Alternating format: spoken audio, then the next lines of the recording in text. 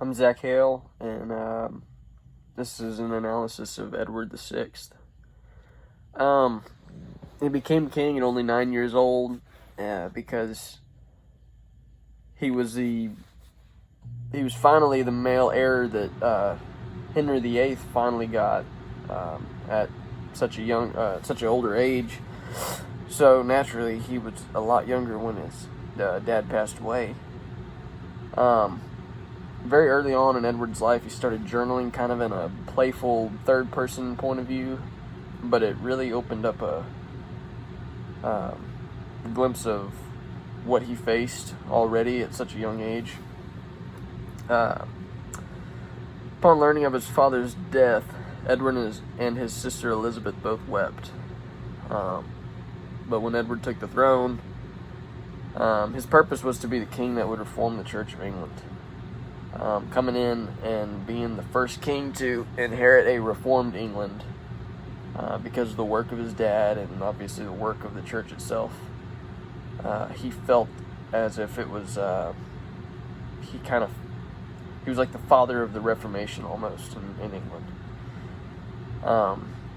He started throwing out crazy changes like old statues of Jesus and Apostle John and Mary, and replacing them with the likeness of not himself, but aimed toward his glory because he felt like such a big shot. Anyway, he was very involved in the Reformation of the church. He only lived to be 15.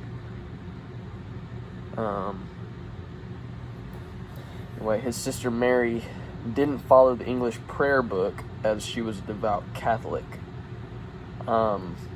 Later on, she would end up asking to be removed from the governmental role that she held. Eventually, she wanted to flee the country and go to Spain, but Edward actually cut her off and wouldn't take it. They both felt like, they were doing the right thing in God's eyes. The prayer book of 1552 brought the comparison between Edward VI and King Josiah, and he built his legacy upon that as being the ultra-religious king that was sent perfect, by God to do God's work on earth, specifically in his country as king. When he was 14 or 15, I can't remember, right before he passed away of sickness, he took a trip around his country to kind of examine what his policies were doing around the land, and when he got back, his health really started to deteriorate. He started to cough and then vomit, and it only got worse. Knowing that he was fixing probably to die, he set precedents in order to make sure England didn't turn back to Catholicism. He knew before Henry VIII died, he made an order of power going from Edward to Mary to Elizabeth. Well, he couldn't pass down. He knew that if Mary took the crown, she would revert everything that he'd done for Protestantism and go back to the Catholic Church. And then Elizabeth, he knew she wouldn't go for taking the throne over Mary, so he knew she would give it to her. So eventually he came down to figure out he was going to give the throne to Jane Grey, who had, her own heirs. He was passing it along to her and her family.